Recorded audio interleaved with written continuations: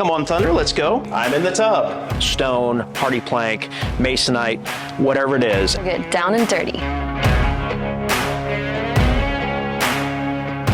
Hi guys, I'm Grecia Roca, your Houston Realtor, and we are standing here with Jeff Marquardt with Greenworks Inspections. How's it going, everybody? My name is Jeff Marquardt, as Grecia said. I am the Houston market lead for Greenworks Inspections.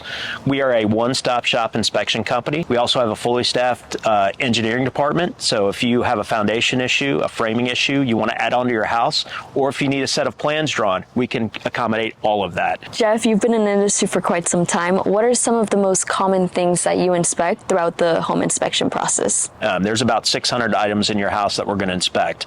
The 5 major components of a house are the foundation, the roof, the electrical system, the HVAC, which is both your heating, cooling, and your plumbing. So that's a main area of focus. We're going to run all your systems. We're going to climb on the roof. We're going to get in the attic. We're going to look at the house from top to bottom, stem to stern, inside and out. So no section of your house is going to go unturned. A good inspector will get down and dirty. Jeff here is going to run us through a couple of things that come up on an inspection report. Since we're outside already, we can go ahead and get started into that. Yeah, absolutely, Grecia. So we're outside this beautiful house. And so when I pull up to a property, there are certain things that stick out to me right away. These big mature trees that we've got on both sides of the house. They're beautiful. They've got big shade-bearing canopies, but that also means the root ball extends out as far as that canopy does. So I'm keeping that in the back of my mind for potential foundation issues as I walk around the house. Next thing we're going to look at is the stucco. So we look at the external facade of the house, whether it's stucco, brick, stone, hardy plank, masonite, whatever it is. As an inspector, it's imperative that we inspect that. The exterior of your house, the facade, keeps things out like water, keeps things out like the environment, so air. It also keeps out things like pests. So being a pest control, licensed pest control technician, we do a free wood destroying insect inspection with every inspection that we do, and we look for things like termite penetrations, carpenter ants, carpenter bees. So we're going to look at all that stuff. The next thing we're going to look at in this property is the guttering system. That's very important. No matter what the pitch of the roof is, we want to make sure that water sheds off your property the way it should. A really important question that sellers ask as they're getting ready to list their property is if they should do an inspection before they list, or if they should just take care of the issues as they arise once a buyer goes into contract with them. Yeah. Jeff, what are your thoughts on this? Yeah, that's actually a really good question. I always recommend getting an inspection as a seller. When you enter the real estate transaction, it is the most expensive and the most emotional transaction that you're ever going to go through. And knowing what you're facing before you actually list your house is going to help you out so much, provides you peace of mind. It also gives you an idea of what the buyers are going to come back, provides you negotiating ability. And then also, you can also get some of that stuff fixed, get the house spruced up, get it staged properly so that it makes your buying process, or your selling process, I should say, so much easier in the long term. So to answer succinctly, yes, every seller, when they list their house, should have someone come out and do a pre-sale inspection. Definitely. That's very good to know. And we've actually seen it be very helpful when you're listing a home, because we've seen the dark side of that, and that's a seller going in trying to sell their home, and then you have the buyer come in, do their own inspection, and we lose a lot of power, or the seller loses a lot of power in negotiating there. An easy under $2,000 up front to get your home inspected would save you thousands more on the back end as you have that option period to renegotiate. All right.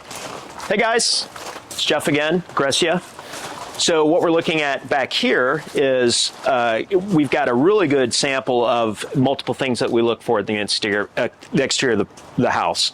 So we can see the foundation. Now, what's important with the foundation is we want to see 4 to 6 inches of clearance. That gives us visibility of the foundation, so we look for cracks, but it also provides proper grading, and it doesn't allow pests to get inside your house. Want to note the stucco, this beautiful stucco job. So we're going to do a thorough inspection of your stucco. We're going to be looking at everything from the installation of the stucco. We're going to be looking at the expansion joints, making sure they're all in the right places. We're going to look at the flashing over the windows and doors. We just don't have any doors on this side. One thing I want to point out to you guys is the AC unit, and this is going to go for all your appliances on the AC. We do a visual inspection of it. We're also going to run it when we go inside. But one thing that's important is we're going to take a picture of the data plate, which is right here on this corner. What the data plate shows us, the year of manufacture, the serial number of the unit itself. It tells us what the R factor is of the refrigerant that's used, whether it's out of date, which is going to be R22, or if it's been updated to the proper refrigerant, which is going to be HFC 410A or S410A. Two different types of refrigerant, but that's what's acceptable right now. We also, when we go inside, we're going to run the system. We're going to take temperature differentials. We want to see that we have a minimum of 15 degrees difference between our supply and our return. That tells us that the AC is functioning properly. So we are here in the backyard, and obviously you see this gorgeous swimming pool out here. Jeff, do you guys inspect pools as well? Absolutely. A gorgeous property like this, it's got a gorgeous pool. This is part of your purchase, so we are going to inspect this. We look at everything from the condition of the surface of the pool, whether it's gunite or whether it is plaster or whether it is pebble tech. We look at the decking, we look at the coping, we look at the tile, we run all the systems. Absolutely. So this is actually the pool equipment. You've got a filter. So this is diatomaceous earth. There's a couple of types of filters. There's a sand filter, there's diatomaceous earth. That's what you've got, a cartridge filter. We look at the skimmer valves. We look at the plumbing. We don't actually operate the valves. We operate the equipment. Also back in this cubby, there's 2 more AC units. We saw one on the other side, so this house has 3 ACs. We're now here in front of the sprinkler system for this home. Jeff, can you tell us a little bit about this? Yeah, absolutely. So a sprinkler is an integral part of most homes at Houston. It's used to water your yards, obviously, but it also has impacts on your foundation. So what we're looking at right now is your backflow prevention valve. And this one has been winterized, so currently the water is turned off. We just had a freeze in Houston. But we look at this, we operate this, make sure it's turned on. The control panel is in the garage, but we're going to run through the sprinkler system zone by zone. We're going to take pictures of it. We're going to look for things like broken sprinkler heads below grade that don't pop up, leaks in the plumbing lines, low pressure, high pressure. Those are all things that we look for when it comes to a sprinkler. Key components that you'll want to know as you're purchasing a home or selling. You always want to fix the issue before taking it to the market, as that can decrease the leverage that you have against a negotiation with a buyer. Jeff, what are some of the most common things that you see come up in an inspection report for a new construction home? Yeah, so that's actually a really good question as well. The thing about new construction is typically you have a superintendent in that neighborhood that you're building your house in. And that superintendent is typically going to carry 10 or 15 jobs at a time. And so they don't have as much time to spend in a frame or at a foundation pour that an inspector like myself would be able to. So they come in, they do their due diligence. We're just another set of eyes to make sure that everything is done properly and to acceptable building practices, from your exterior to your interior. There's a myriad of things that honestly most buyers don't ever get to see. And when they're building a house, they really don't know what to look for. So it's good to get someone who's got experience in new construction who can look at a foundation makeup or a frame and tell you what's wrong with it prior to them covering that up. Because I will tell you, once the insulation goes in and once the sheetrock goes in, getting that fixed not only gets more difficult, but a lot more expensive. Very good point, especially as you mentioned, you want to go in and inspect the home pre-construction. Correct.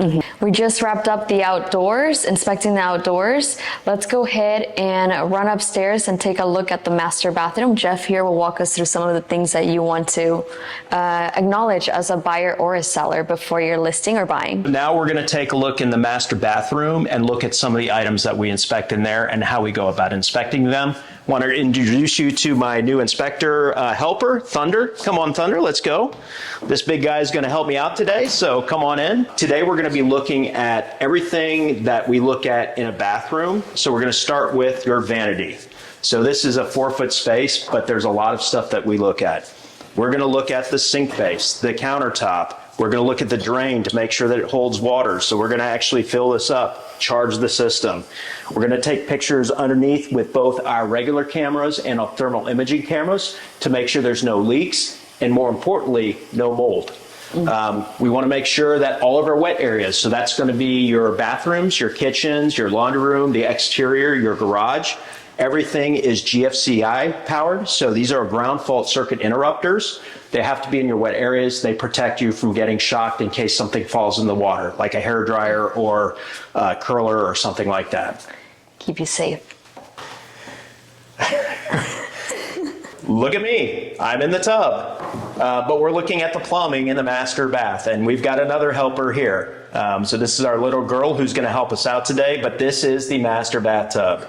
This is also a Whirlpool tub. So we're going to check the plumbing, the motor, make sure everything's worked, make sure there's no clogs or corrosion, and we're going to run all of this. Now, we're not going to run it while I'm in here because I don't want to get my nice boots and my pants wet, but I wanted to show you one of the things that we're going to be looking at, and this is this beautiful big tub. So now we're going to talk about the shower in this beautiful, enormous walk-in master bathroom.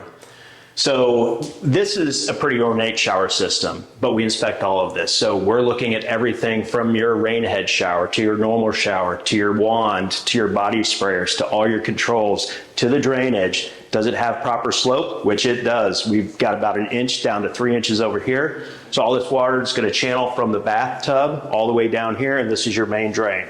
So we look at everything in its entirety. Once again, we're going to run all of the water.